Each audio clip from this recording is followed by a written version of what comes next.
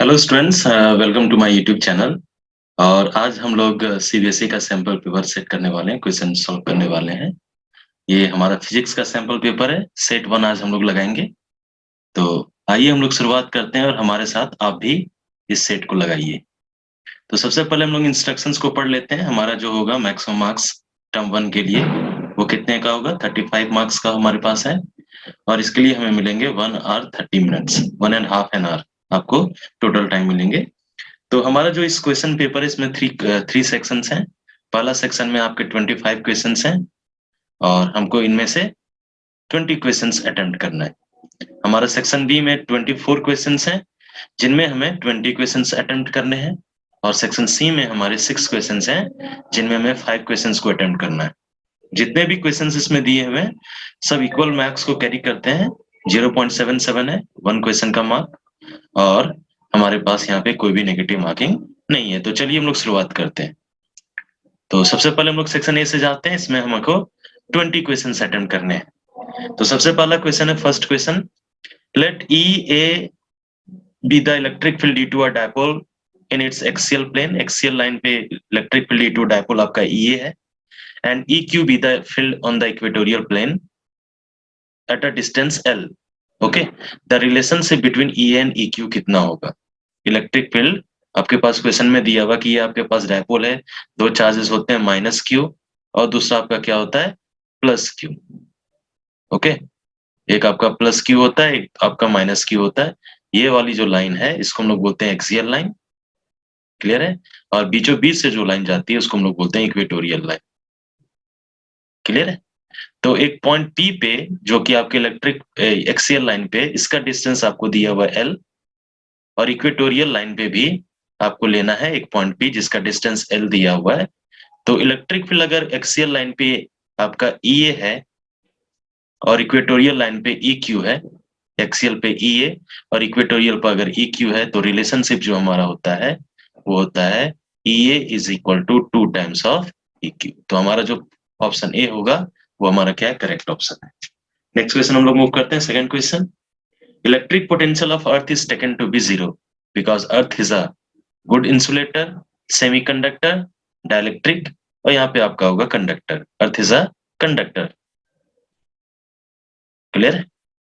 क्योंकि जब हम लोग अर्थिंग करते हैं, जब हम लोग चार्जिंग ऑफ अ बॉडी पढ़ते हैं, तो हमारा चार्ज फ्लो करता है। सपोज ये कोई बॉडी है, लेट चार्ज बॉडी है, पॉजिटिवली चार्ज और नेगेटिवली चार्ज। जब इस पे हम लोग अर्थिंग करते हैं, अर्थ से कनेक्ट करते हैं, तो या तो ये चार्ज आपका अर्थ में जाएगा, पॉजिटिव नेगेटिव हम लोग बाद में देखेंगे, या अर्थ से आपका बॉडी में आता है। तो कंडक्टर इसलिए आपका क्या होता है, चार्ज उसकी तरफ फ्लो कर रहा है, तो आपका पोटेंशियल उसका हम लोग जीरो लेते हैं। नेक्स्ट हमारा क्वेश्चन है, the wire of a potentiometer has resistance of 4 ohm and length of 1 metre. एक वायर है जिसका रेजिस्टेंस आपको दिया हुआ है, कितना दिया हुआ है 4 ओम, और लेंथ मेरे को कितना दिया हुआ है, लेंथ हमको दिया हुआ है 1 metre. It is connected to a cell of EMF 2 volt. EMF आपका सेल का दिया हुआ है, इसको कनेक्ट किए हैं 2 वोल्ट के सेल के साथ जिसका ईएमएफ 2 वोल्ट है। नेक्स्ट में इसका इंटरनल रेजिस्टेंस भी दिया हुआ है, इंटरनल रेजिस्टेंस कितना दिया हुआ है 1 ओम। If a cell of EMF 1.2 volt is balanced by it, the balancing length will be। तो हमारा क्या है, पोटेंशियोमीटर, बेसिकली यहाँ पे पोटेंशियोमीटर की बात किया गया है। रेजिस्टेंस उसका दिया हुआ 4 मीटर, लेंथ दिया हुआ 1 मीटर, 1 मीटर का लेंथ है। It is connected to a cell of 2 volt. तो मैं मान लेता हूँ ये आपका है, यहाँ पे आप देख सकते हैं, ये मान लेते हैं पोटेंशियोमीटर वायर है जिसका लेंथ दिया हुआ है। ये आपका पॉइंट ए, ये आपका पॉइंट बी, ये आपका जो एक्सटर्नल सेल आप लगाए ये उसका ईएमएफ आपको दिया हुआ है, इसका ईएमएफ ई। अब आपने क्या किया है, एक आपने सेल लिया है 1.2 वोल्ट का। क्लियर है। सॉरी, ये आपका ऐसे होगा, 1.2 वोल्ट का आपने लगाया है। Just for a minute. तो हमारे पास क्या दिया हुआ है, मैं एक बार फिर से मैं करके दिखाता हूँ। बैलेंसिंग लेंथ हमें फाइंड करना है, कांस्टेंट करंट भी फाइंड कर सकते हैं, कितना करंट आपका आएगा। तो हमारे पास ये है, दो वायर्स हैं, सॉरी एक वायर है पोटेंशियोमीटर वायर, ये आपका दिया हुआ है। अब एक्सटर्नल जो ड्राइवर सेल है उसका ईएमएफ दिया हुआ है 2 वोल्ट। क्लियर है। और यहाँ पे जो हम लोग सेल लगा रहे हैं इसका ईएमएफ भी दिया हुआ है, इसका ईएमएफ दिया हुआ 1.2 वोल्ट। इसको हम लोग बैलेंसिंग कर रहे हैं गैल्वेनोमीटर, और मैं मान लेता हूँ ये बैलेंसिंग लेंथ है, यहाँ पे आपका बैलेंसिंग लेंथ है। तो हम लोग निकाल सकते हैं ई का जो वैल्यू होता है वो होता है के इंटू एल। इंटरनल रेजिस्टेंस मुझे दिया हुआ है 2 वोल्ट, इंटरनल रेजिस्टेंस 1 ओम।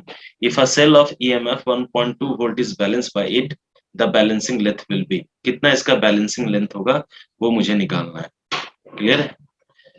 तो हम लोग लगा सकते हैं पहले केस के लिए, पहला ईएमएफ आपको दिया हुआ है ई वन में मान लेता हूं, जब बाहर से हम लोग लगाए हैं के into L one, balancing length. Clear है? ई वन आपको 2 वोल्ट दिया हुआ है, के मैं रहने देता हूँ, और लेंथ L1 टोटल लेंथ में ले लेता हूँ, इसका दिया हुआ 1 मीटर। सेकंड केस में आपका ईएमएफ दिया हुआ कितना, 1.2 वोल्ट, के में मान लेता हूँ, इसका लेंथ में मान लेता हूँ L। मैं दोनों को डिवाइड अगर कर दूंगा तो मेरे पास कितना आएगा, के का वैल्यू, L का वैल्यू, L का जो वैल्यू आएगा वो आएगा 1.2 divided by 2, that is 0.6 metre. 0.6 metre करने का मतलब मेरे पास कितना आएगा, 60 सेंटीमीटर। तो ये आपका है। पोटेंशियोमीटर का जो आपका वर्किंग प्रिंसिपल है वो होता है potential difference across any length of wire is directly proportional to length. ये आपका होता है E is directly proportional to L। तो पहला जब मैं मान लेता हूँ एक्सटर्नल एक जो सेल लगाया था उसका EMF E directly proportional total length उसमें दिया हुआ है, तो K इंटू L1 होगा। और दूसरे के लिए मैंने मान लिया E2 is equal to K into L2, मैंने रेशियो ले लिया और L2 का वैल्यू फाइंड कर लिया। नेक्स्ट अब हम लोग देखते हैं प्रॉब्लम नंबर 3। क्लियर है? अब मैं थर्ड प्रॉब्लम देखता हूँ, problem number 3, sorry problem number 4। Fourth का क्या होगा,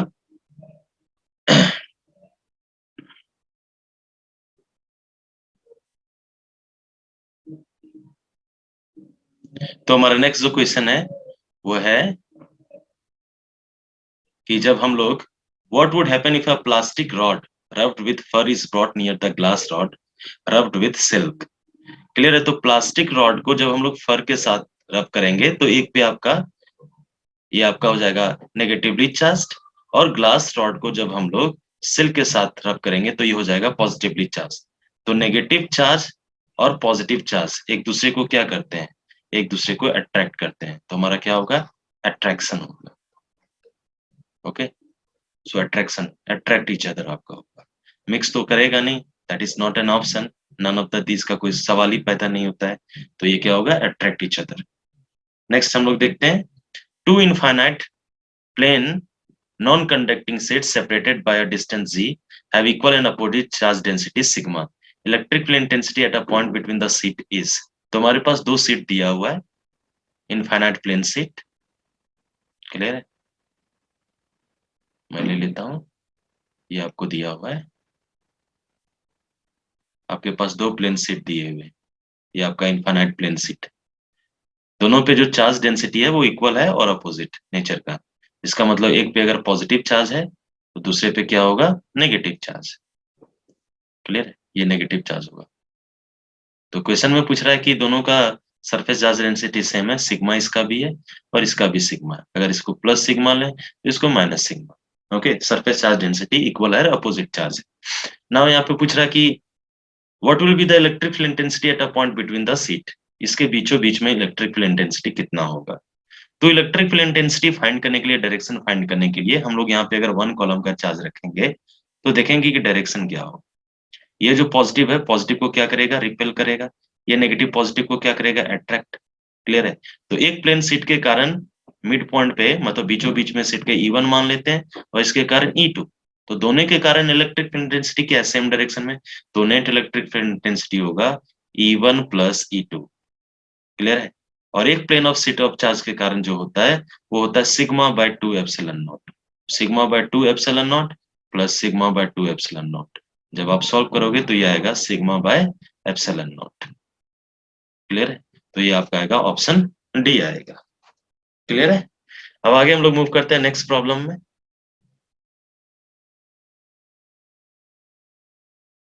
हमारा क्वेश्चन नंबर 6 है किरचॉफ्स लूप रूल, जिसको हम लोग केवीएल भी बोलते हैं। Okay, according to Kirchhoff's rule, KVL, The absolute sum of changes in potential around any closed loop must be equal to 0. The algebraic sum of change in potential around any closed loop must be 0. The algebraic sum.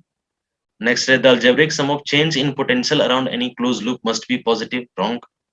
ये तो होने का सवाल ही नहीं है. The algebraic sum of change in potential around any closed loop must be negative. Wrong. तो हमारे पास अब दो ही ऑप्शन बचा है. हमारे पास पहला ऑप्शन बचा है the absolute sum of change in potential around any closed loop must be 0. तो बेसिकली हम लोग जो KVL और KCL पढ़ते हैं उसमें होता है algebraic sum. The algebraic sum of changes in potential around any closed loop must be 0. तो आपका पास होगा ऑप्शन बी. नेक्स्ट हम लोग मूव करते हैं. In a pure inductive circuit with AC source. हमारे पास एक प्योरली इंडक्टिव सर्किट है और ये लगा हुआ है AC सोर्स के साथ. The current lags behind the EMF by a phase angle of, आपका सीधा ये स्ट्रेट फॉरवर्ड क्वेश्चन है, ये होगा π/2. क्लियर है. प्योरली रेजिस्टिव में फेज डिफरेंस होता है 0. अगर प्योरली रेजिस्टिव सर्किट है, सिर्फ रेजिस्टेंस है, तो फेज डिफरेंस होगा 0. कैपेसिटिव है, अगर सिर्फ कैपेसिटेंस है तो करंट लीड करेगा π/2 से, और अगर प्योरली इंडक्टिव सर्किट है तो करंट लैग करेगा π/2 से. क्लियर है. तो ये हमारे पास हो गया क्वेश्चन नंबर 6, 7. क्वेश्चन नंबर 8 आते हैं. The susceptibility of paramagnetic material is chi at 27 degree centigrade. At what temperature will its susceptibility will be chi. अब ये जो आपका टॉपिक है, ये क्वेश्चन नंबर जो 8 आया है यहाँ पे इस क्वेश्चन में, ये तो आपका सिलेबस से हटा दिया है. Magnetic material is remove from the syllabus. इसको हम लोग अभी यहाँ पे इसको हम लोग छोड़ देते हैं, मैग्नेटिक मटेरियल. क्लियर है. ये मैग्नेटिक मटेरियल से पैरामैग्नेटिक, डायमैग्नेटिक एंड फेरोमैग्नेटिक. या हम लोग नेक्स्ट क्वेश्चन चलते हैं. Question number 9. A coil of self induction 5 henry. Self inductance basically दिया हुआ है 5 henry. The rate of change of current is given di/dt. ये बता रहा है rate of change of current di/dt. It is given 2 ampere per second. Okay. The EMF induce in the coil. EMF कितना हो जाएगा? तो EMF इंड्यूस का direct formula होता है LDI/dt. अगर सिर्फ मैग्नीट्यूड की हम लोग बात करें तो सारा वैल्यू मुझे दिया हुआ है, अब हम लोग पुट करेंगे 5 into 2. क्लियर है. अगर नेगेटिव साइन ले लेते हैं तो अच्छा रहेगा, क्योंकि नेगेटिव में दिया हुआ है -LDI/dt, तो ये हो जाएगा -10 वोल्ट. क्लियर है. तो मेरे पास आएगा -10 वोल्ट. क्लियर है. Now next हम लोग पढ़ते हैं. A coil of self inductance 50 Henry is joined to the terminals of a battery of 2 volt through a resistance of 10 ohm. Clear है. तो हमारे पास एक इंडक्टर है जिसको हमने कनेक्ट किया है एक रेजिस्टर के साथ, और फाइनली ये कनेक्ट हुआ है एक बैटरी के साथ जिसका EMF दिया हुआ है 2 वोल्ट. क्लियर है. ये 2 वोल्ट दिया हुआ है. ये आपका 10 ओम दिया हुआ है और ये आपका है 50 हेनरी. क्लियर है ना. तो अब हम लोग को पढ़ते हैं what is the time constant and maximum current finally established in the circuit. तो टाइम कांस्टेंट LR सर्किट का जो होता है, टाइम कांस्टेंट टॉ से डिनोट करते हैं, ये होता है L/R.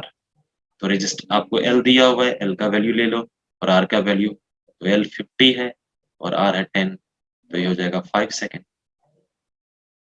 5. तो सबसे पहले मेरा टाइम कांस्टेंट आ गया. And maximum current finally established in the circuit. तो मैक्सिमम करंट कितना होगा? जब मैक्सिमम करंट एस्टैब्लिश होता है तो ये जो 50 हेनरी का जो होगा वो होगा इनइफेक्टिव. तो मैक्सिमम करंट की जो बात होती है, मैक्सिमम करंट हमेशा होता है वोल्टेज बाय रेजिस्टेंस. तो आपके पास वोल्टेज कितना दिया हुआ है 2 और रेजिस्टेंस कितना है 10, तो ये आ जाएगा 0.2 एम्पियर. क्लियर है. तो हमारे पास जो ऑप्शन है वो ऑप्शन नंबर ए, 10 का फर्स्ट. नेक्स्ट हम लोग मूव करते हैं. अ galvanometer coil has a resistance of 10 ओम. तो RG आपको दिया हुआ है. गैल्वेनोमीटर कॉइल का रेजिस्टेंस दिया हुआ है, RG से मैं डिनोट करता हूँ 10 ohm. And meter shows full scale deflection for a current of 1 milli ampere. तो मीटर जो है गैल्वेनोमीटर है वो full scale deflection IG galvanometer current जिसके लिए फुल डिफ्लेक्शन शो करता है 1 मिली एम्पियर दिया हुआ है. अगर एम्पियर में कन्वर्ट करेंगे तो ये मेरे पास आएगा 10⁻³ एम्पियर. क्लियर है. आगे आता है the shunt resistance required to convert. कितना शंट रेजिस्टेंस चाहिए हमें to convert the galvanometer into ammeter of range 0 to 100 milli ampere. चलो मिली एम्पियर में दिया हुआ है तो मिली एम्पियर में रखता हूँ। तो मुझे एक एमीटर बनाना है जो अब करंट रीड कर सके 100 मिली एम्पियर तक। क्लियर है? तो मुझे शंट रेजिस्टेंस कितना चाहिए? तो किसी भी गैल्वेनोमीटर को जो हम लोग क्या करते हैं ना, ये गैल्वेनोमीटर जी में रखता हूँ, इसका रेजिस्टेंस आर जी। अगर इसको एमीटर में कन्वर्ट करना है तो मुझे इसके पैरेलल में एक वेरी स्मॉल रेजिस्टेंस लगाते हैं जिसको हम लोग बोलते हैं शंट रेजिस्टेंस। ये आपका आर जी है और ये आपका है आर एस एच। क्लियर है? तो आर एस एच का जो वैल्यू होता है R S H is equal to होता है आर जी, डायरेक्ट फॉर्मूला हम लोग अप्लाई करेंगे, divided by I by I G minus one. Clear है? तो आर जी मुझे दिया हुआ है, आर जी का वैल्यू मैं 10 रखता हूँ और आई आपका है 100, 100 बाय 1, तो 100 बाय 1 माइनस 1। तो 1 को मैं रिप्लेस कर सकता हूँ एज कम्पेयर टू 100, तो मेरे पास आ जाएगा डायरेक्टली आ जाएगा 10 बाय 100, 0 0 कैंसल, तो आ जाएगा 0.1 ओम। ये ऑप्शन आपका क्या आएगा? बी आएगा। नेक्स्ट क्वेश्चन देखते हैं। The current I in the given circuit is, तो ये आपका 10 ओम है, ये 5 वोल्ट है, ये 2 वोल्ट है, ये 20 ओम है, दोनों पैरेलल में लगा हुआ है। तो आपका इस सर्किट में करंट कितना होगा वो मुझे निकालना है ना, या मुझे इस सर्किट में करंट कितना होगा। तो अगर मैं देखूं यहाँ पे 5 वोल्ट है, ये आपका 2 वोल्ट है। अगर मैं सिंपली अगर किरचॉफ्स लॉ लगा दूं, एक बार मैं यहाँ से स्टार्ट करके, सबसे पहले मुझे 5 वोल्ट मिला, नेगेटिव से पॉजिटिव जा रहे हैं, 5 रहने देता हूँ और करंट में मान लेता हूँ सर्किट में आई प्लस करंट के डायरेक्शन में, ये करंट का डायरेक्शन में आई मान लेता हूँ, तो हो जाएगा -10 आई। आगे मैं चलता हूँ तो मेरे पास पॉजिटिव से नेगेटिव आ रहा है, -2 वोल्ट आ जाएगा, प्लस करंट के डायरेक्शन में तो -20 आई इक्वल्स टू क्या आ जाएगा? 0। तो 20 30 आई आ जाएगा, 30 आई इज इक्वल टू 3 आ जाएगा, तो आई इज इक्वल टू आ जाएगा मेरे को 3/30। क्लियर है? तो 1/10 में 0.1 एम्पियर आपको आंसर आएगा यहाँ पे।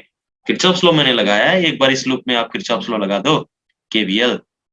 Okay, sum of all the potential difference is equal to 0, या चेंज इन पोटेंशियल डिफरेंस, तो ये आपका आ गया। अब इस सोलोनाइट का इंडक्टेंस आपको दिया हुआ है एल यूनिफॉर्मली है और रेजिस्टेंस आर। इसको दो पार्ट में अगर हम लोग डिवाइड कर देना, अगर दो इक्वल पार्ट में डिवाइड करते हैं तो लेंथ इसका चूंकि हाफ हो जाएगा तो रेजिस्टेंस भी हाफ हो जाएगा, ये R/2 हो जाएगा। There will be no any change in the inductance because inductance is the property of the coil. Okay, ये आपका कांस्टेंट है, डायमेंशन पे यहाँ पे डिपेंड नहीं करता है। तो आपका L ही रहेगा और रेजिस्टेंस कितना हो जाएगा? R/2। अब ये दोनों को हमने पैरेलल में लगाया है। Clear? They are connected in parallel. तो जब हम लोग पैरेलल में लगाएंगे, अब तेरे पास दो रेजिस्टर हो गया R/2 का, जब पैरेलल में लगाते हैं तो रेजिस्टेंस और भी डिक्रीज कर जाएगा, ये आपका हो जाएगा R/4।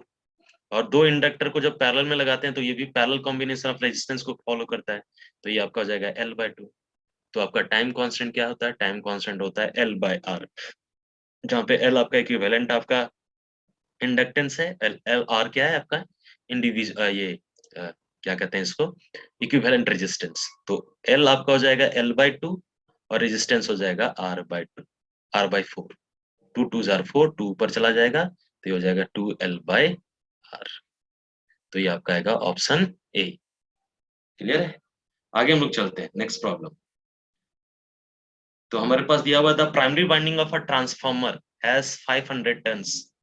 So number of turns in primary winding मुझे दिया हुआ है, कितना दिया हुआ है? मेरे को दिया हुआ है 500। Okay, whereas its secondary has 5000। अरे सेकेंडरी आपको दिया हुआ 5000, टर्न्स रेशियो आ जाएगा मेरे को NS/NP की आ गया मेरे को टर्न्स रेशियो आपका आ जाएगा 10। क्लियर है ना? और इसका फ्रीक्वेंसी दिया हुआ है ना, the primary is connected to AC supply 20 volt 50 hertz. Okay, तो प्राइमरी वोल्टेज VP में ले ही लेता हूँ इसको, ये दिया हुआ 20 volt. The secondary will have an output, secondary में क्या होगा? डायरेक्टली हम लोग लगा देंगे, क्योंकि यहाँ पे 5000 आपका सेकेंडरी है तो ये स्टेप अप होगा, तो 20 × 10 आपको मिल जाएगा टर्न्स रेशियो से मल्टीप्लाई करके। तो सेकेंडरी वोल्टेज मेरे को हो जाएगा 200 वोल्ट। क्लियर है? There will be no any change in the frequency. Frequency क्यों चेंज करा रहे हो भाई? फ्रीक्वेंसी तो आपका सेम रहेगा। सो मेरे को 200 वोल्ट और 50 हर्ट्ज, ये आपका ऑप्शन ए आएगा। The number of electrons for 1 coulomb of charge is, ये तो बहुत सिंपल है। तो number of electrons Q is equal to अपन लगाएंगे एन ई, ठीक है। क्यू आपको दिया हुआ 1 कॉलम, तो 1 कॉलम रहने दो मेरे को भाई। एन आपको निकालना है, ई आपको दिया हुआ है 1.6 इंटू 10 का पावर -19, तो एन हम लोग निकल जाएगा 1 divided by 1.6 into 10 to the power -19। -19 ऊपर जाएगा तो +18 हो जाएगा, तो 10 डिवाइडेड बाय 1.6 कर देंगे, तो मेरे ख्याल से ये 18 तो मुझे एक ही ऑप्शन में दिख रहा है, ये आपका डी आ जाएगा 15 में। मैं सॉल्व करने की भी जरूरत नहीं, अप्रोक्सीमेटली मैंने कर दिया यहाँ पे। नेक्स्ट आपका क्वेश्चन जो है वो हम लोग देखते हैं। अब मेरा है question number 16। If the electric current in a lamp is decrease by 5%, current को डिक्रीज करवा रहे हैं 5% से, then the power output decreases by, power कितना होगा? अगर करंट को हमने डिक्रीज कर दिया है 5% से, तो आपका पावर कितना होगा? Electric current in a lamp, lamp या, गुड क्वेश्चन। सो अपन देख लेते हैं इसको। करंट कितना डिक्रीज कर रहा है? परसेंटेज डिक्रीज इन करंट 5% है। अरे पावर का फॉर्मूला ले लो करंट के टर्म में। तो पावर का अगर मैं करंट के टर्म में रखूं तो ये होता है आई स्क्वायर आर, रेजिस्टेंस को अपन फिक्स कर दिए, क्लियर है। तो अगर करंट में आपका डिक्रीज आ रहा है 5%, तो पावर में डिक्रीज आएगा 25%, आई स्क्वायर आ गया ना मेरे को, तो 25% मार दे सीधा, इसमें क्या लगाना है दिमाग। नेक्स्ट हम लोग देखते हैं ये, what uniform magnetic field applied perpendicular to a beam of electrons moving at this speed। तो मेरे पास यहाँ पे स्पीड चार्ज दिया हुआ है इलेक्ट्रॉन का, इलेक्ट्रॉन चार्ज है, ये दिया हुआ बीम है बेसिकली, ये है 1.3 इंटू 10⁻⁶ मेरे को दिया हुआ है। चलो ले लेते हैं। Is required to make the electrons travel in a circular arc of radius, ये आपको रेडियस दिया हुआ है, ताकि एक सर्कुलर आर्क में मूव कर सके जिसका रेडियस दिया हुआ है 0.35 मीटर। मैग्नेटिक फील्ड आपको क्या चाहिए कि ये इस रेडियस में मूव कर सके। तो हम लोग जानते हैं जब परपेंडिकुलर डायरेक्शन में एक चार्ज मूव करता है मैग्नेटिक फील्ड के, तो उसका पाथ सर्कुलर बन जाता है, और सर्कुलर पाथ में आपको चाहिए सेंट्रीपिटल फोर्स mv²/r, और ये सेंट्रीपिटल फोर्स प्रोवाइड किया जाता है मैग्नेटिक फोर्स से, Q V cross B, Q V V sine theta, sine 91 हो जाएगा, तो हो जाएगा Q into V into B. आपका वी एक वी एक वी कैंसिल हो जाएगा, और यहाँ से मुझे आर निकल जाएगा। आर का मेरा वैल्यू होगा M V divided by Q B. तो यहाँ पे सब वैल्यू सिर्फ मुझे पुट कर देना है। तो हमारे पास एक्चुअली बी चाहिए था, तो मेरे को बी निकल जाएगा। बी का वैल्यू क्या हो जाएगा? M V divided by Q into R. तो मास मेरे को दिया हुआ है इलेक्ट्रॉन का, मुझे मालूम है बीम दिया हुआ, लेकिन नंबर ऑफ इलेक्ट्रॉन्स ने दिया, तो मैं सिर्फ लूंगा एक इलेक्ट्रॉन का। तो मेरे को मास ऑफ इलेक्ट्रॉन होता है 9.31 इंटू 10⁻⁻31, क्लियर है ना। मल्टीप्लाइड विद स्पीड दिया हुआ है 1.3 इंटू 10⁻⁶। क्यू का वैल्यू ले ले अपन, charge on electron 1.6 into 10⁻⁻19, radius भी आपको दिया हुआ है 0.35। तो आपको क्या करना है? सॉल्व कर देना है। -31 + 6 ऊपर में देखो, -31 + 6, ये आपका आ जाएगा मेरे ख्याल से 25, क्लियर है। और -19 ऊपर में बचा हुआ है, तो -19 ऊपर जाएगा तो +19 हो जाएगा, -25, ये आपका आ जाएगा 6। तो B इज इक्वल टू आ जाएगा 9.31 इंटू 1.3 डिवाइडेड बाय 1.6 इंटू 0.35, और ऊपर में मेरे को बचेगा 10⁻⁶। अब इसको डिवाइड करो मेरे भाई, क्लियर है। एक्चुअली -6 आएगा, पर में नेगेटिव है ना, 10⁻⁻6 बचेगा। अब इसको हम लोग जब सॉल्व करेंगे तो कितना आ जाएगा? 1.3, 1.6, तो ये डेसिमल डेसिमल कैंसिल हो जाएगा, इसको आप मल्टीप्लाई कर सकते हैं, आराम से मल्टीप्लाई करते हैं। तुरंत मैं मल्टीप्लाई करके बताता हूँ ये वैल्यू कितना आएगा। तो मैं क्या करता हूँ, इसको मल्टीप्लाई करता हूँ, 9.31 multiplied with, just a second, 9.31 multiplied with 1.3 divided by 1.6 divided by 0.35, तो मेरे का आएगा 21.61, क्लियर है। 21.61 आ रहा है टू द पावर 10⁻⁻6। तो अगर मैं इसको लिखूं 2.16, तो 2.1 लिखूंगा इंटू 10⁻⁻5 आ जाएगा मेरे को, क्लियर है। 1 1 बेसिकली ज्यादा आपका क्लोज है, 16 इंटू 10⁻⁻5। तो मेरे को ये ऑप्शन बहुत ही क्लोज लग रहा है। ओके 2.1 ये दोनों वैल्यू सेम है, लेकिन 2.11 मोर क्लोजर टू 2.16, तो हम लोग लिखेंगे 2.11 10⁻⁵ टेस्ला। ये भी आ गया। अब हमको यहाँ पे चूज करना है करेक्ट ऑप्शन। क्वेश्चन नंबर 18 आप आते हैं। Choose the correct statement. The capacitor can conduct in a DC circuit but not an inductor. Can conduct in a DC circuit, DC circuit में कंडक्ट करेगा, देख लेते हैं। इन DC circuit the inductor can conduct but not a capacitor, okay. In DC circuit both the inductor and capacitor can not conduct, देख लेते हैं इसको भी। The inductor has infinite resistance in a DC circuit, तो इसमें आपको correct option choose करना है। तो देखो कैपेसिटर का जो रेजिस्टेंस ऑफर होता है ना, वो होता है एक्ससी, उसको हम लोग बोलते हैं कैपेसिटिव रिएक्टेंस। और इसका फॉर्मूला होता है 1/2πfc। क्लियर है। फ्रीक्वेंसी डीसी के लिए 0 होता है, तो 1/0 हो जाएगा इनफाइनाइट। इनफाइनाइट रेजिस्टेंस अगर कैपेसिटर ऑफर कर रहा है डीसी को, तो वो कंडक्ट नहीं करेगा। क्लियर है। तो capacitor can conduct, no it can not conduct, पहला स्टेटमेंट तो ग्राउंड हो गया। क्लियर है। नेक्स्ट में अब इंडक्टर का देख लेते हैं XL. XL is equal to होता है 2πfl। अगर फ्रीक्वेंसी को 0 कर दें तो आपका रेजिस्टेंस कितना हो गया, 0। तो कंडक्ट तो कर सकता है 0 रेजिस्टेंस में, हाईली कंडक्ट। तो in DC circuit the inductor can conduct but not a capacitor, ये मुझे तो ट्रू लग रहा है। क्लियर है। In DC circuit both the, no not possible. The inductor has infinite resistance, no it has 0 resistance. So which option is correct? Only 2। Any option is there, या option D. Clear है। अब हम लोग आगे चलते हैं। Next problem हम लोग सॉल्व करते हैं।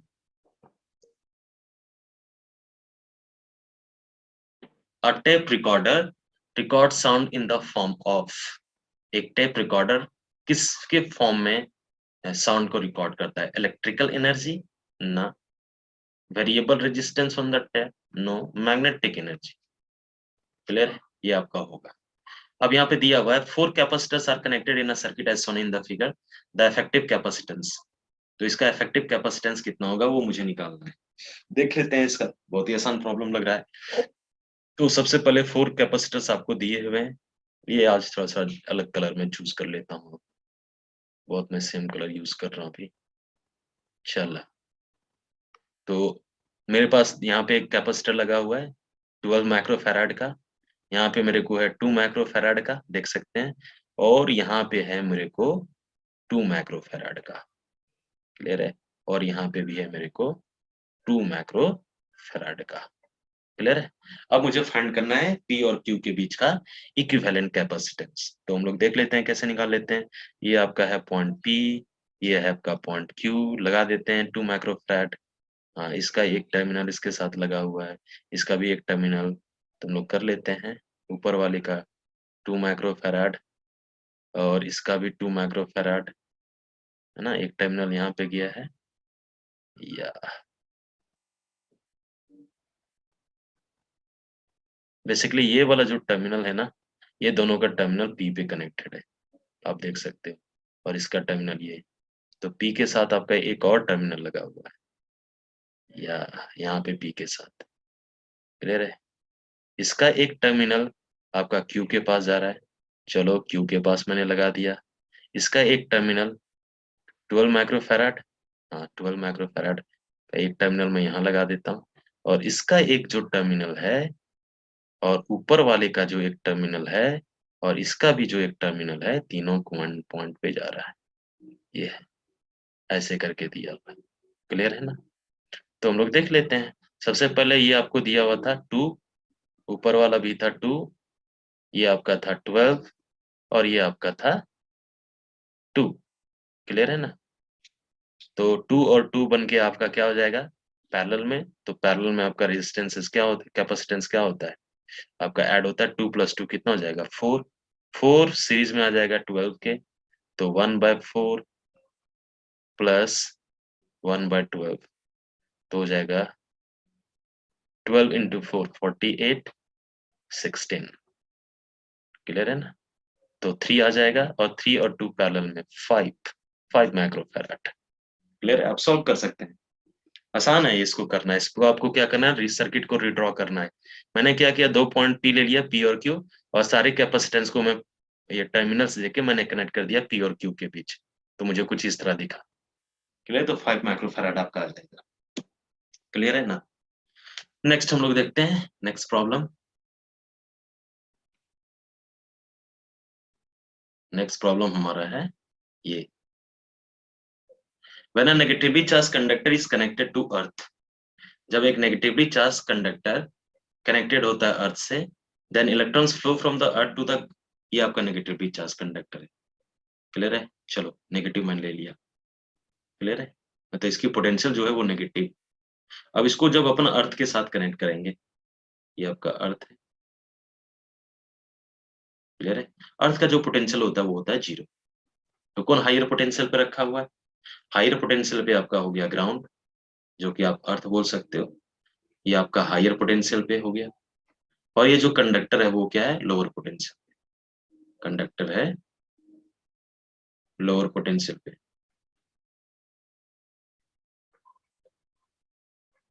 तो यहाँ पे क्वेश्चन में आ रहा है कि इलेक्ट्रॉन्स कहाँ से फ्लो करेगा?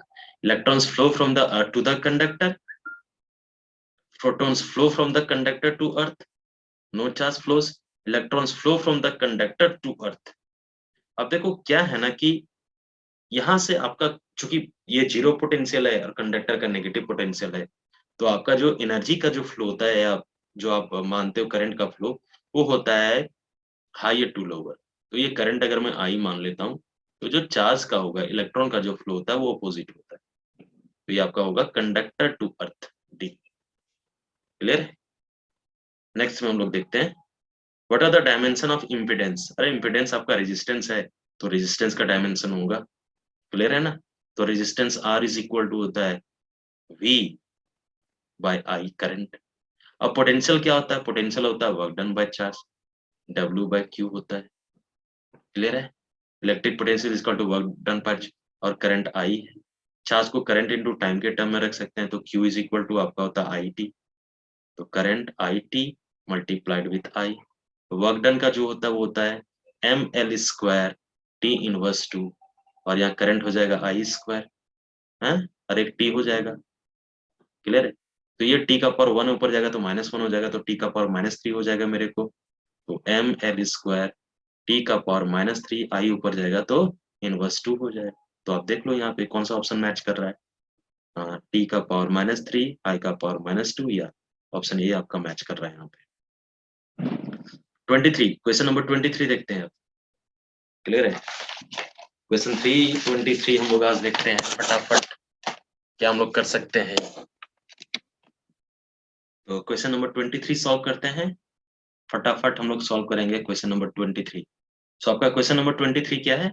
अ long solenoid has 800 turns per metre, मतलब पर यूनिट लेंथ आपको दिया हुआ है, एन आपको दिया हुआ है, number of turns per unit length 800।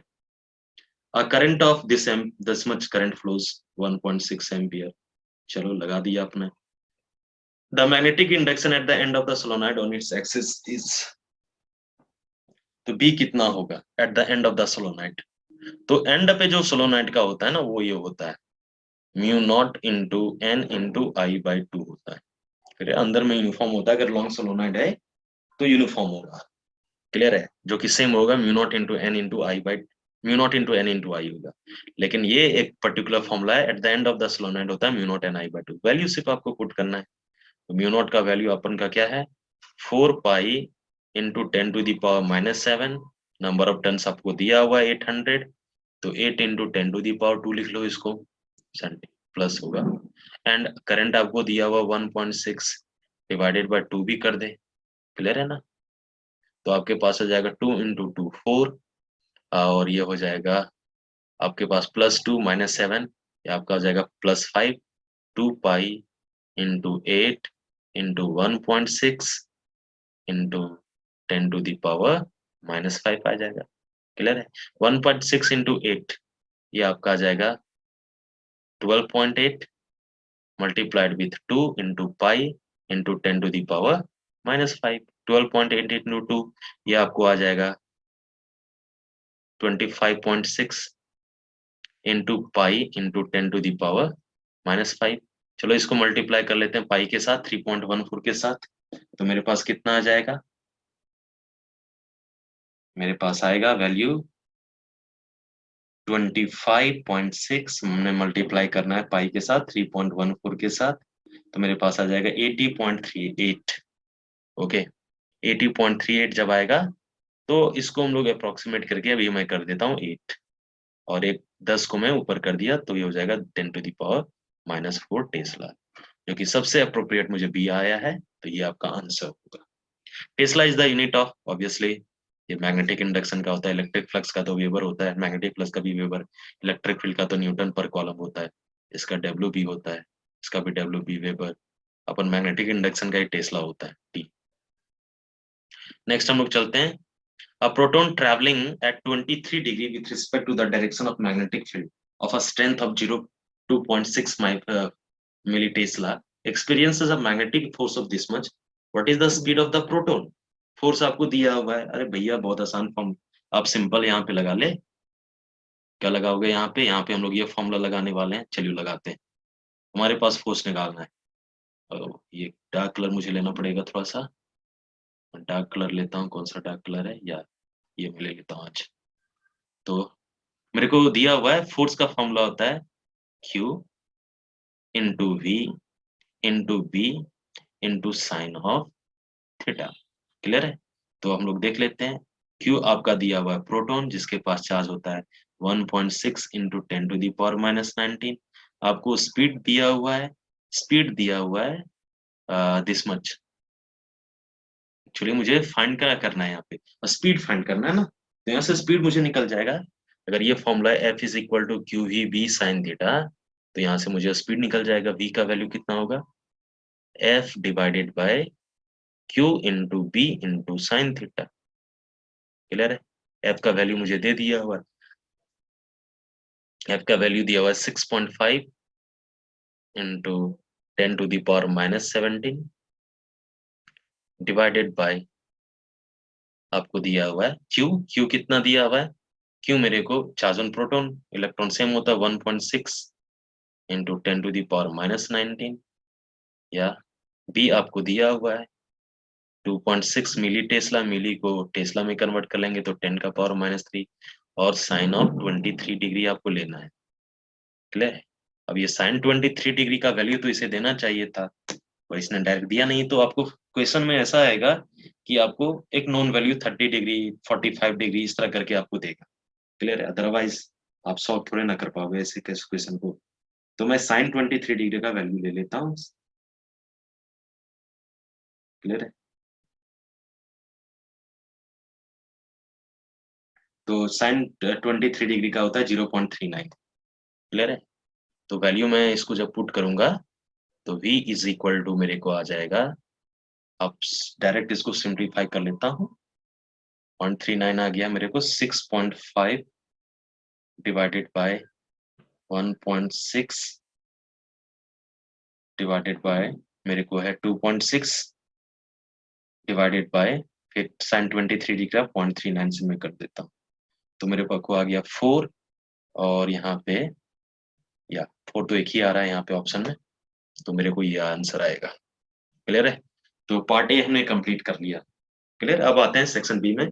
तो मैंने टोटल 25 क्वेश्चन सॉल्व किए हैं, 24, एक तो मैंने उसको हटा दिया क्योंकि सिलेबस से बाहर है। तो आपको सिर्फ 25 में 20 क्वेश्चन ही सॉल्व करने हैं, जिसमें आप काफी कॉन्फिडेंट हो कि ये मेरा करेक्ट आंसर हो सकता है। बस आप 20 क्वेश्चन पे जाओ, मतलब बेस्ट 20 क्वेश्चन को आपको अटेम्प्ट करना है। तो नेक्स्ट सेक्शन में हम लोग मूव करते हैं। इस सेक्शन में भी हमें 20 क्वेश्चन ही सॉल्व करने हैं, टोटल हमें 45 क्वेश्चन सॉल्व करने हैं। चलिए हम लोग आगे चलते हैं, सेक्शन बी में आते हैं। तो हमारा सेक्शन बी क्या कहता है? सेक्शन बी में मेरे ख्याल से पहला क्वेश्चन है, positively charge particle moving due east enters a region of uniform magnetic field directed vertically upward. तो ऊपर की तरफ मैग्नेटिक फील्ड जा रहा है, और अपन किधर जा रहे हैं? ईस्ट की तरफ। मैं मान लेता हूँ ये ईस्ट जा रहा है एक positively charge particle. Okay, 90 degree का एंगल बन रहा है। The particle will move in a circular path with increase speed, get deflected in a vertically upward direction, not possible. Move in a circular path with a decreased speed, नहीं, ये भी नहीं होगा।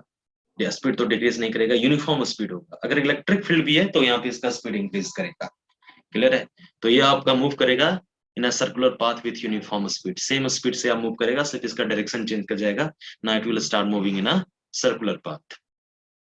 चलो, तो आपको कॉन्सेप्ट यहाँ पे क्या याद रखना है, यहाँ पे कॉन्सेप्ट आपको याद रखना है कि कोई भी पार्टिकल जब मैग्नेटिक फील्ड के परपेंडिकुलर मूव करता है तो उसका पाथ सर्कुलर हो जाता है। क्लियर है? और ये सर्कुलर पाथ का रेडियस फिक्स रहेगा, लेकिन अगर इलेक्ट्रिक फील्ड भी आप अप्लाई कर दो तो इसका सर्कुलर पाथ का रेडियस क्या करेगा, इंक्रीज करेगा। क्लियर है? तो यहाँ पे तो यूनिफॉर्म स्पीड होना चाहिए, तो ऑप्शन डी आपका होगा। नेक्स्ट हम लोग मूव करते हैं 27।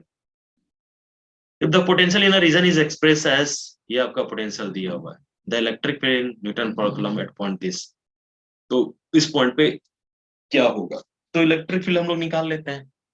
इलेक्ट्रिक फील्ड का जो फॉर्मूला होता है ये होता है E इज इक्वल टू, अगर ई एक्स में निकालूं तो जाएगा minus D V upon D X. Clear है? तो ऊपर वाले इक्वेशन को अगर x के साथ डिफरेंशिएट करें, x के रिस्पेक्ट में अगर डिफरेंशिएट करें तो बाकी टर्म क्या होंगे, कांस्टेंट। तो पहला जब हम लोग इसको डिफरेंशिएट करेंगे x के साथ, तो सबसे पहले बचेगा 6y, सिर्फ y तो आपका कांस्टेंट हो गया, बाकी सब कांस्टेंट जीरो हो जाएगा। ई वाई, तो ई वाई आपका हो जाएगा minus D V upon D Y, तो y के रिस्पेक्ट में जब करेंगे तो बाकी टर्म्स कांस्टेंट हो जाएंगे, तो ये आपका हो जाएगा 6x।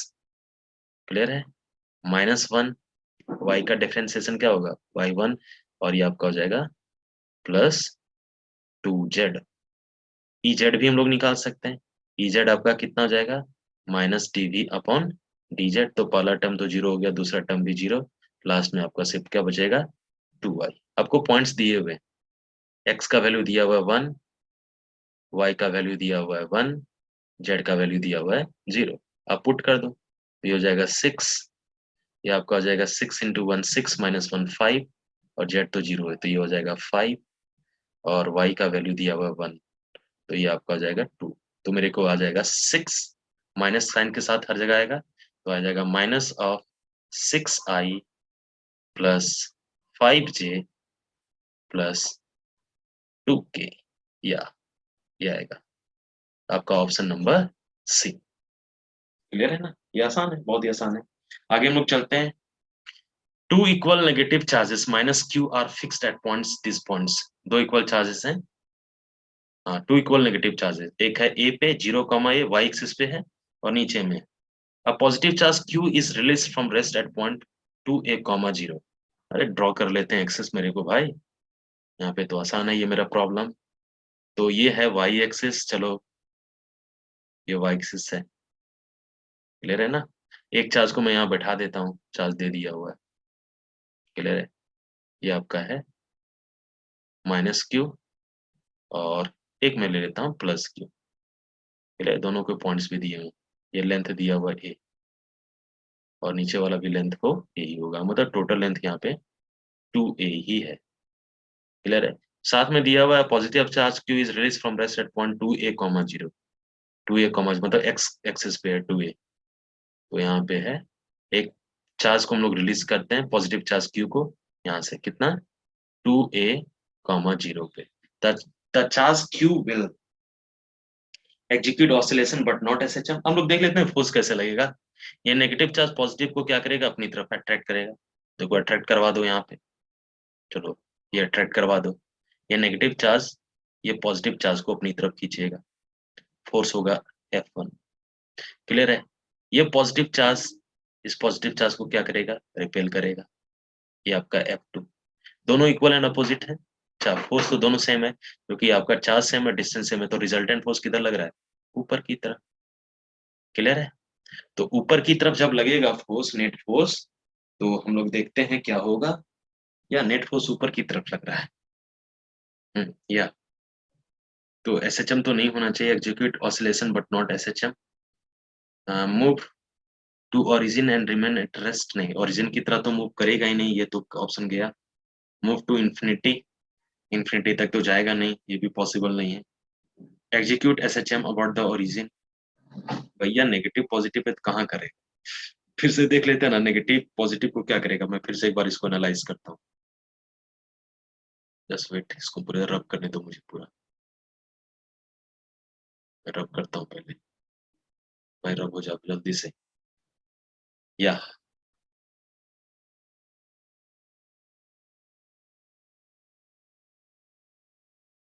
डिलीट का ऑप्शन भी।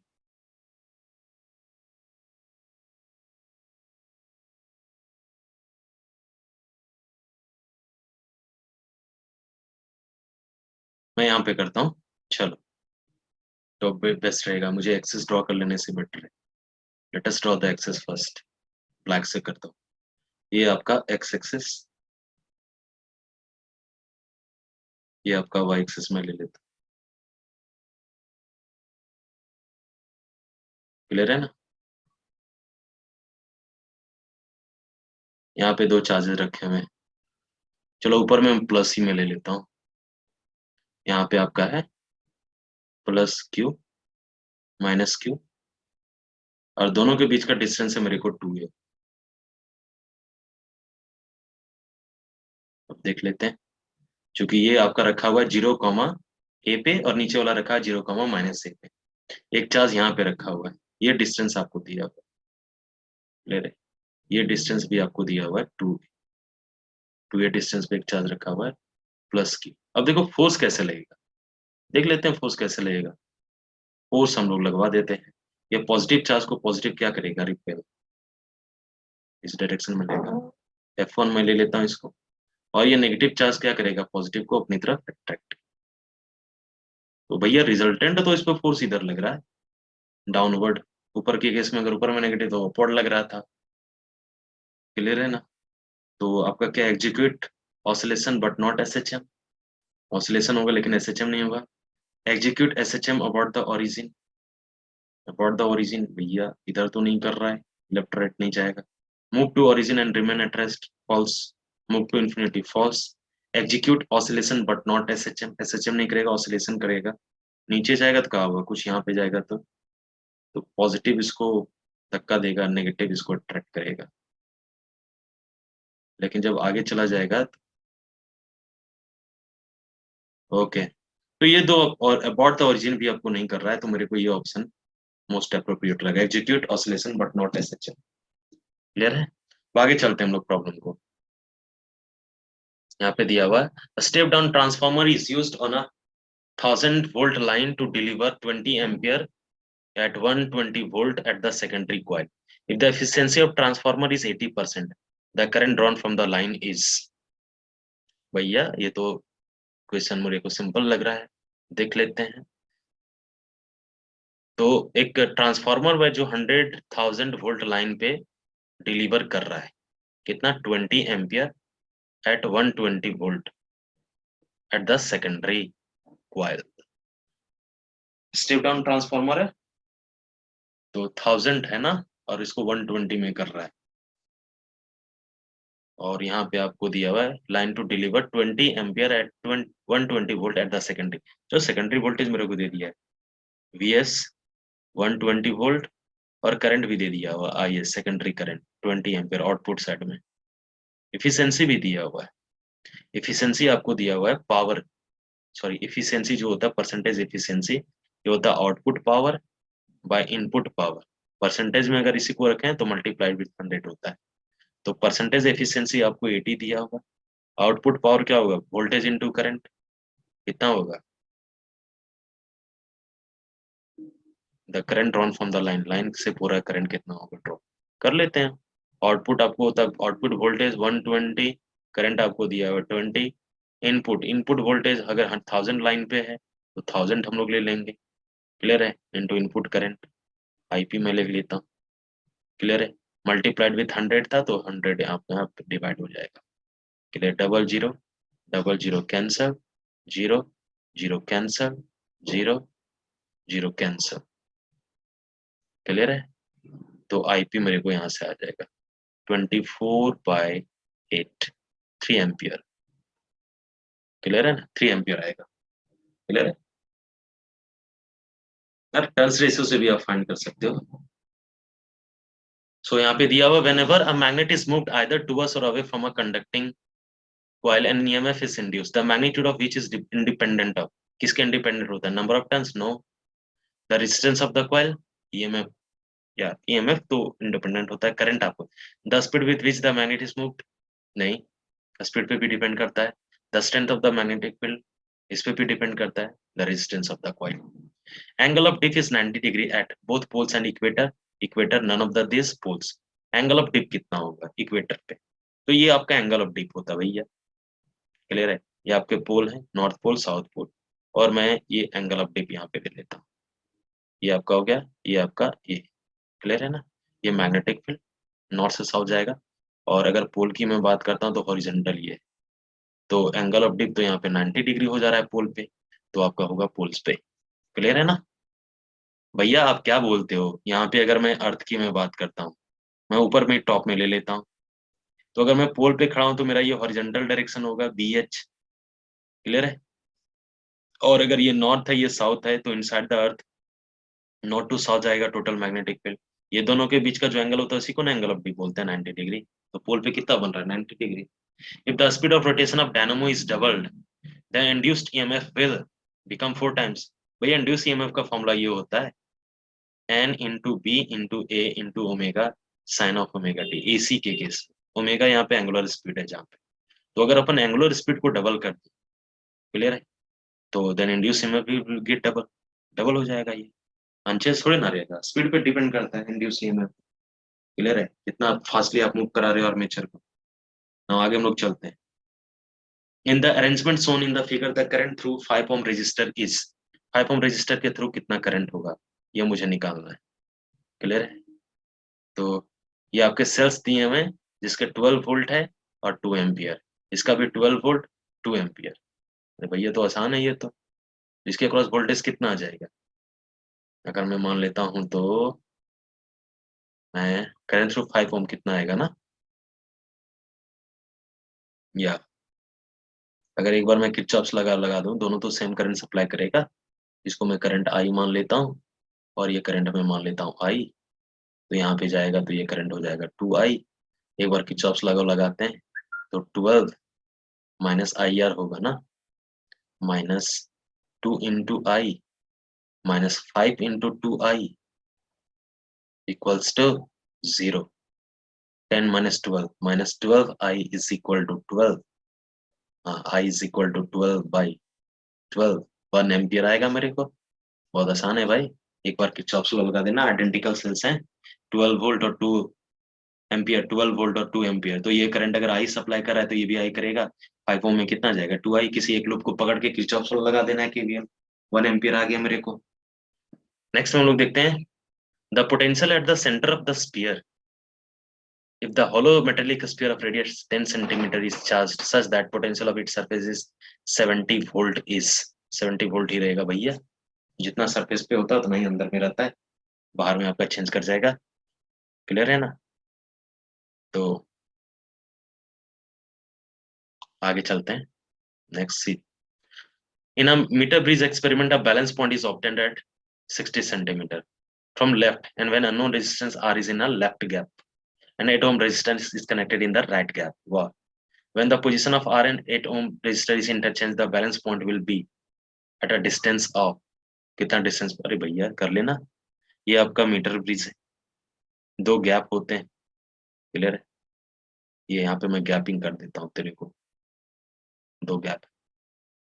क्लियर है, और यहाँ से अपन बैलेंसिंग करते हैं जी से। चलो बैलेंस कर दो यहाँ से, एक्सटर्नली सेल भी लगा रहेगा, सेल में नहीं लगाया हूँ। तो चलो यहाँ पे हमने क्या किया है देख लेते हैं। यहाँ पे हमने पहले लगाया था लेफ्ट गैप में, या लेफ्ट गैप में मैंने R लगाया था, और अपन इधर क्या लगाए थे 8 ओम। चलो कर दिए, ये लेंथ था आपका, बैलेंसिंग लेंथ दे दिया है 60, तो ये आपका कितना है 40। क्लियर है ना, तो एक्चुअली ये हो जाएगा R इंटू 40 अपोजिट आर्म्स का इज इक्वल टू 8 इंटू 60। तो यहाँ से मुझे R निकल गया, कितना निकल गया 8 इंटू 60/40। क्लियर है, 0 0 कैंसल, 4 इंटू 2 8 हो गया, 6 इंटू 2 कितना हो गया 12 ओम आ गया। अगर हम लोग इंटरचेंज कर दें, अब ये 8 यहाँ पे आ गया, R यहाँ पे आ गया, अब इस बैलेंसिंग लेंथ को मैं L मान लेता हूँ, और ये आपका हो जाएगा 100 माइनस L। मल्टीप्लाई कर ले, 100 माइनस L मल्टीप्लाई होगा अब 8 के साथ इज इक्वल टू होगा R मल्टीप्लाई होगा L के साथ 12L।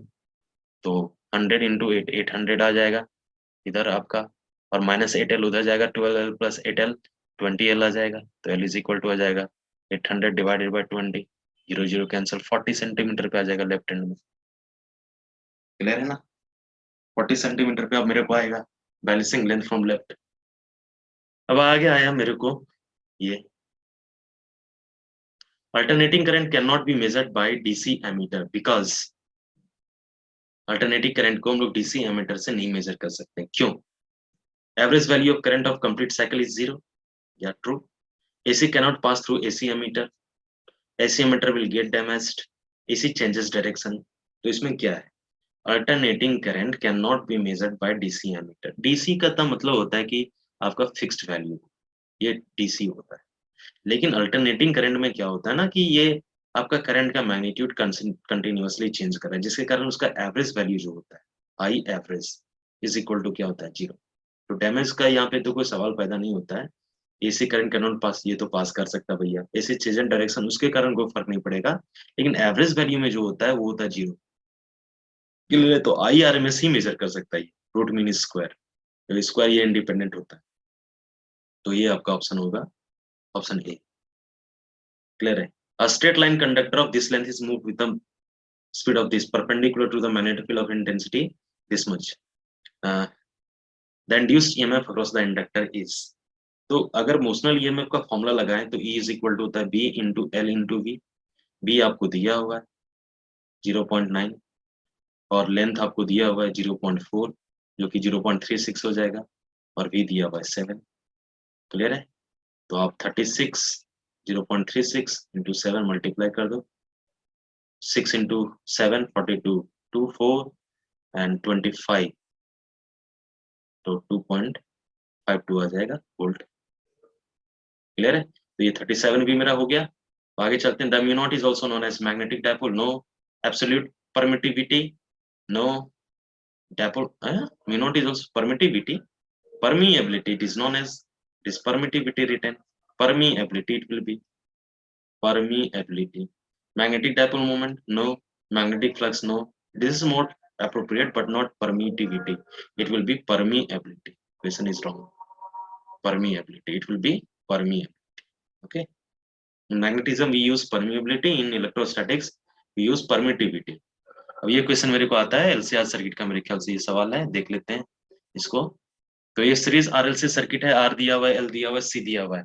अप्लाइड वोल्टेज 20 वोल्ट दिया हुआ है, ओमेगा आपको दिया हुआ है 1000 रेडियन पर सेकंड, 1 2 3 4, तो 10 to the power 4 radian per second आपको दे दिया हुआ है rad per second.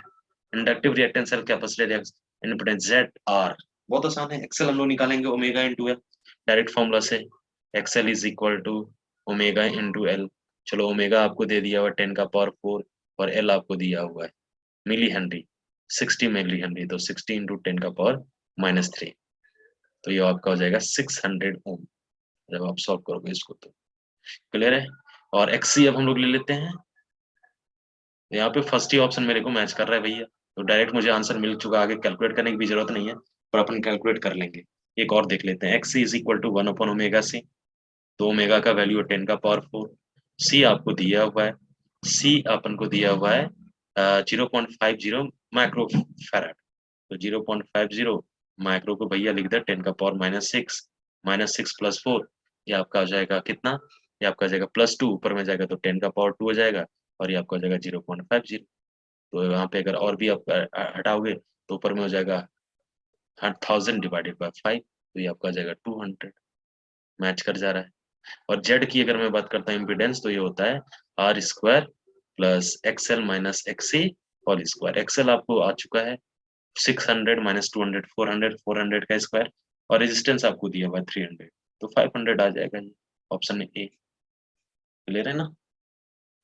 The current in the given circuit, current कितना होगा इस गिवन सर्किट में, वो हमको निकालना है। मेरे ख्याल से इजिली हम लोग निकाल सकते हैं। ये आपका 4.8 वोल्ट है। अब यहाँ पे देखो, ये 4.8 वोल्ट डायरेक्टली ये 3 ओम के अक्रॉस लग रहा है, तो इसमें करंट कितना जाएगा तो डायरेक्टली हम लोग निकाल सकते हैं। कितना हो जाएगा? वोल्टेज है 4.8 वोल्ट और रेजिस्टेंस कितना है 3, तो करंट होगा 4.8 डिवाइडेड बाय रेजिस्टेंस इज 3, तो हो जाएगा 1.6 एम्पियर। क्लियर? इसमें अब देखो, ये दोनों पैरेलल में सीरीज में कनेक्टेड है, ये पॉइंट के बीच, और वोल्टेज है 4.8, 6 + 6 12 हो गया, तो इसमें करंट कितना जाएगा वो भी निकाल सकते हैं। ये आपका आ जाएगा 4.8 डिवाइडेड बाय 12, तो ये आपका आ जाएगा 0.4। तो मेरे पास नेट करंट दोनों का सम आ जाएगा, I इज इक्वल टू ये दोनों का करंट का सम होगा, that is 1.6 plus 0.4, 2.02 ampere. Clear है? 40 हमने बना लिया। क्लियर है? या तो फिर आप क्या करो कि नेट इक्विवेलेंट रेजिस्टेंस फाइंड कर लो। 6 और 6 किस में आ गया? सीरीज में 12, 12 और 3 ओम किस में आ गई? पैरेलल में। तो हो जाएगा 12 into 3 divided by 12 plus 3, 15, 3 5 sir 15, तो 12 बाय 5 आ गया आपका क्या? रेजिस्टेंस आ गया, तो करंट आ जाएगा V बाय R। तो आपके साथ यहाँ से आ जाएगा। ये भी आप निकाल सकते हो ऐसे करके भी। अब लोग ये प्रॉब्लम देंगे 41। क्वेश्चन नंबर 41 मेरे पास क्या है? क्वेश्चन नंबर 41 ये है, in India electricity supplied from domestic use at 220 volt. India में इतना वोल्ट पे पावर सप्लाई होता है, current. It is supplied at 110 volt in USA. USA में 110 वोल्ट है। If the resistance of a 60 watt bulb for use in India is R, the resistance of 60 watt bulb for use in USA will be, कितना होगा ये निकाल सकते हैं। तो power होता है V square by R। Okay, तो अपन पावर दिया हुआ है P1, मैं पहले लिख लेता हूँ इंडिया के लिए, I is equal to V square, 220 volt है तो 220 का स्क्वायर हो जाएगा। ओके, और रेजिस्टेंस अपन का यहाँ पे दिया हुआ है R। क्लियर है? यही मैं यूएस के लिए लिखूं तो PU, इसका तो 110 वोल्ट है। क्लियर है? तो 110 का स्क्वायर होगा, और इसका रेजिस्टेंस मैं मान लेता हूँ RU। अब देखो पावर दोनों का दिया हुआ है। इसका यूएसए में जो पावर है वो दिया हुआ है 60 वाट बल्ब दोनों के लिए, तो ये 60 वाट में यहाँ पे भी लिखूंगा और यहाँ पे मैं 60 लूंगा, कैंसिल हो जाएगा, तो दोनों को आपको बैलेंस करना पड़ेगा। 220 का square divided by R is equal to 110 का स्क्वायर बाय R डैश, और RU, तो RU यहाँ से मुझे निकल जाएगा। RU इज इक्वल टू हो जाएगा, अगर मैं इधर लाऊंगा तो 110 का स्क्वायर हो जाएगा इंटू R डिवाइडेड बाय 220 का स्क्वायर, तो 11 इंटू 2 22, R बाय 4, 2 का स्क्वायर 4, तो R बाय 4 हो जाएगा मेरे को। रेजिस्टेंस डिक्रीज हो गया। क्लियर है ना? अब आगे चलते हैं। सो क्वेश्चन नंबर 42 अब देखते हैं। An electric dipole with dipole moment 4 into 10 to the power minus 9 coulomb metre dipole moment area is aligned at 30 degree with the direction of uniform electric field of magnitude this one. Calculate the magnitude of torque. Torque का भैया direct formula put कर दे, PE sine theta, सब कुछ दिया हुआ है। P value put कर दे, 4 into 10 का पावर माइनस 9, ई अपन को दिया हुआ है 5 इंटू 10 का पावर 4, माइनस 9 प्लस 4, आपका प्लस 5 माइनस 5 हो जाएगा, और डायरेक्शन दिया हुआ साइन 30 डिग्री, साइन 30 डिग्री का 1/2, तो 4 इंटू 5 इंटू 4 20, 20/2 10 आ गया, और ये आपका जाएगा -9 प्लस 4 -5 -4 आ जाएगा। भैया ये क्या कर दिए हो यार? हाँ, 10 टू दी पावर -4, ये आ गया 1.0 या। तो नेक्स्ट हम लोग देखते हैं 43। Two infinitely long wires carry current in opposite directions. Then the field at point P lying midway between them is, two infinitely long wire है, carry current in opposite direction. Opposite direction में current को carry कर रहा है, ये है। अब दोनों के बीचों बीच में क्या है? Then the field at the point P lying midway between them. तो एक पॉइंट P लिए, तो एक फील्ड के, इसके कारण जो मैग्नेटिक फील्ड होगा वो अंदर की तरफ जाएगा, इसके कारण जो मैग्नेटिक फील्ड होगा वो क्या आएगा? बाहर की तरफ, तो होगा 0। भैया डायरेक्ट आप बना दो अपोजिट डायरेक्शन में, तो मैं देख लेता हूँ एक बार। ये नहीं, दोनों अंदर जाएगा, sorry sorry sorry, same direction में रहता तो। यहाँ पे देखो 2 वायर दिया हुआ है। क्लियर है ना? आपको Fleming right hand thumb rule लगाना है। अगर ये ऊपर की तरफ जा रहा है तो यहाँ पे जो मैग्नेटिक फील्ड का डायरेक्शन होगा इसके कारण वो होगा अंदर की तरफ। थंब को करंट के डायरेक्शन में रखो, लेकिन ये नीचे की तरफ जा रहा है, और थंब को अगर मैं इधर रखूं नीचे की तरफ, और ये पॉइंट P की तरफ फिंगर, तो ये भी अंदर की तरफ जा रहा है। क्लियर है? तो मैग्नेटिक फील्ड क्या हो जाएगा? यहाँ पे बढ़ जाएगा भैया, दोनों सेम डायरेक्शन में जा रहा है। Twice the field due to each wire alone, या ये होगा। The force between two magnetic poles is F. The distance between the pole and pole strength of each magnet are doubled. Distance भी हमने double कर दिया और pole strength को भी डबल कर दिया। Then force will be, भैया F का वैल्यू लिख देंगे K, एक्चुअली पोल स्ट्रेंथ के टर्म में लिखेंगे तो P1 into P2 by R square लिख देंगे। हमने पोल स्ट्रेंथ को डबल कर दिया दोनों पोल का, अगर क्लियर है, डबल, तो आपका हो जाएगा 4 टाइम्स हो जाएगा, और डिस्टेंस को आपने क्या कर दिया है? डिस्टेंस को भी डबल कर दिया, तो ये भी 2 इंटू स्क्वायर 4 हो जाएगा, लेकिन फोर्स मेरा सेम रहेगा भैया, क्योंकि 4 कैंसिल हो जाएगा ऊपर नीचे। अब हम लोग आते हैं सेशन रीजन पे, क्लियर है 45 पे। Electric potential of earth is taken zero, true. No electric field exist on the earth surface, ऐसा क्या होगा? इलेक्ट्रिक फील्ड जीरो है तो इसका मतलब क्या होता है?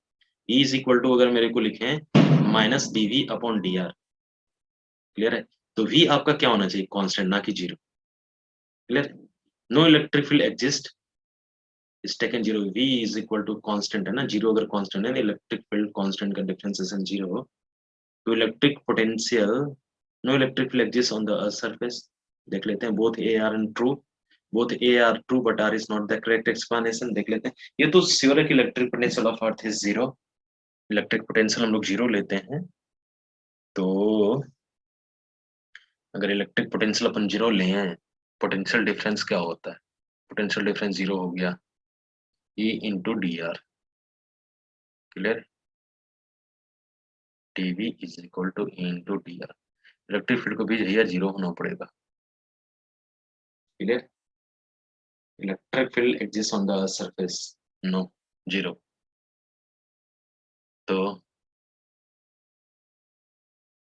E जीरो है, मतलब V कांस्टेंट होना चाहिए, V कांस्टेंट, जीरो भी कांस्टेंट है, तो अपन देख लेते हैं।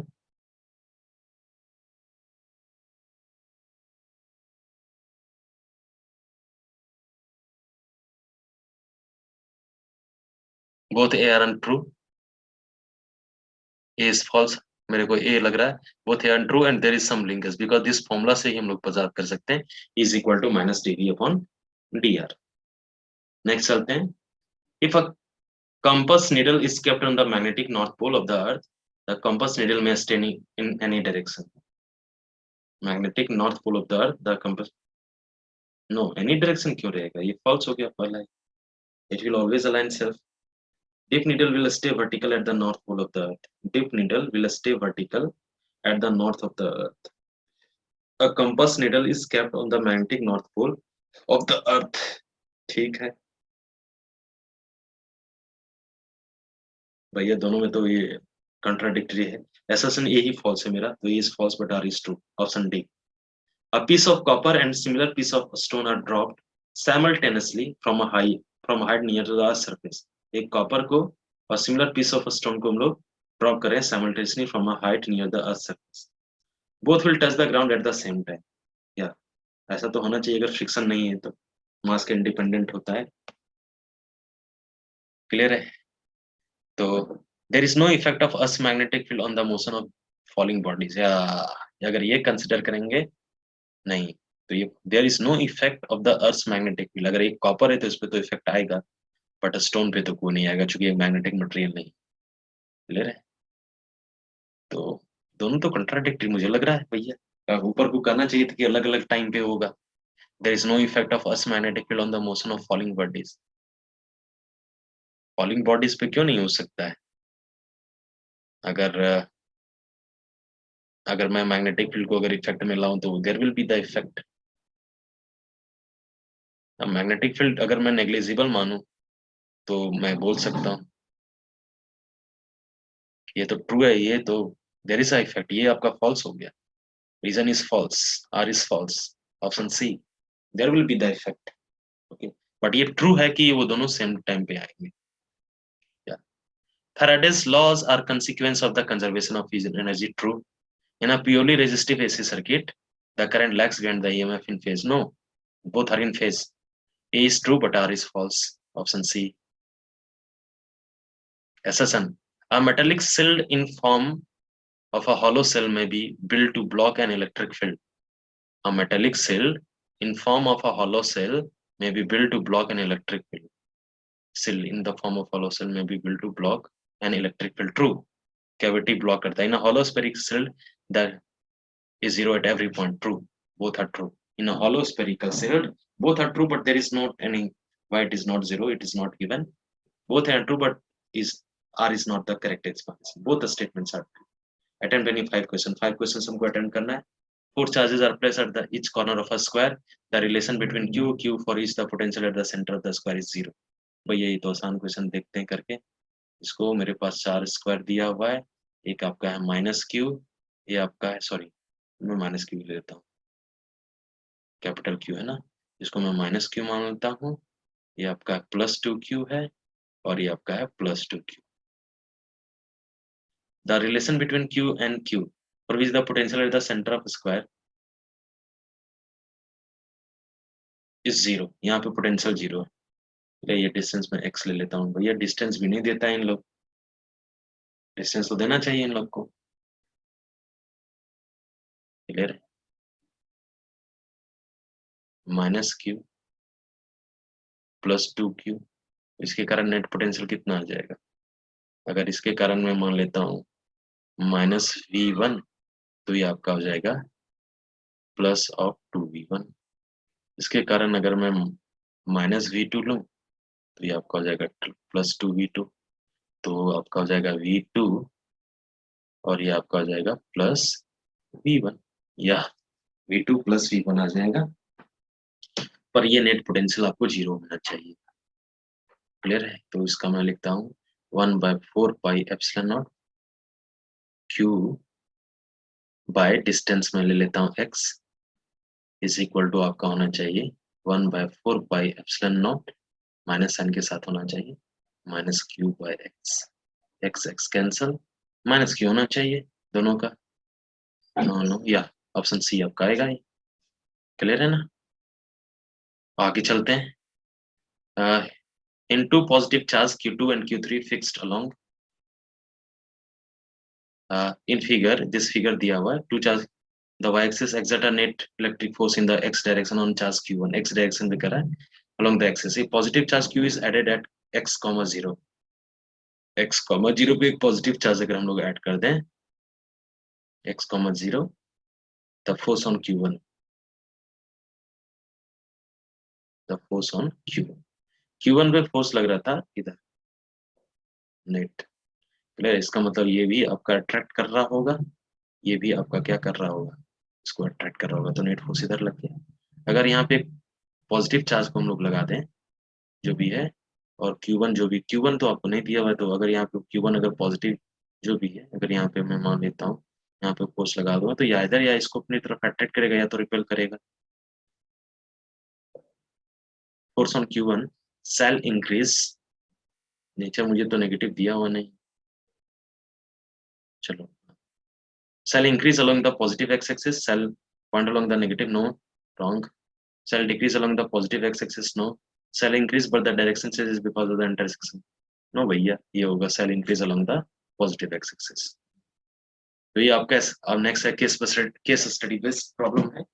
The rate of flow of charge through any cross section of wire is called electric current flowing through it। ये है आपका ऐसा यूनिट एम्पियर है। The conventional direction of electric current is the direction of motion of positive charge। The current is same for all crosses of conductor।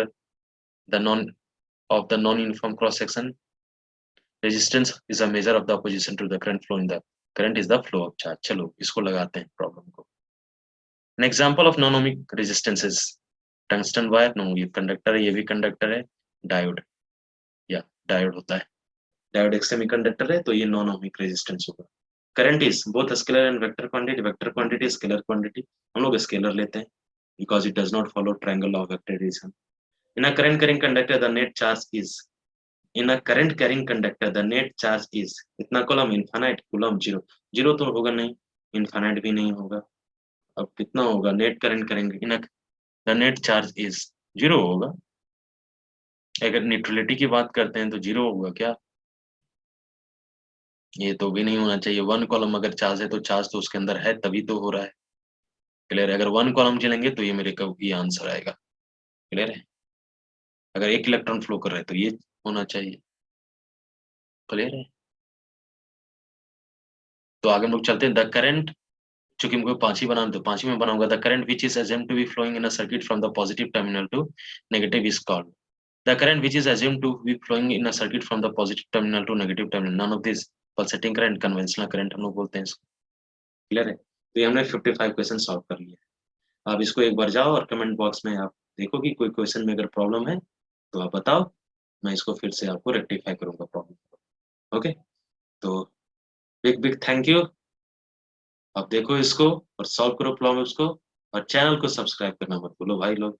आपको continuously अब यहाँ पे सारे फिजिक्स के मिलने वाले हैं सैंपल पेपर सॉल्व किए हुए, फुल लेंथ वाले पूरा। फुल लेंथ में भी मैं सॉल्व करने वाला हूँ, एटलीस्ट 10 में सॉल्व करूँगा।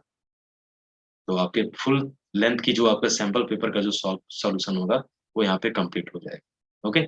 Thank you everyone.